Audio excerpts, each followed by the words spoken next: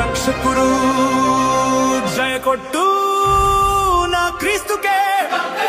మరణం గెలిచి స్వర్గం చేరిన ద్వితీయుడు జయ కొట్టు నా యేసన్నకే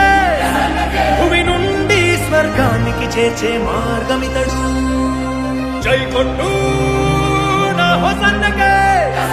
మరణించాక నిన్ను సమాధి నుండి లేపుతాడు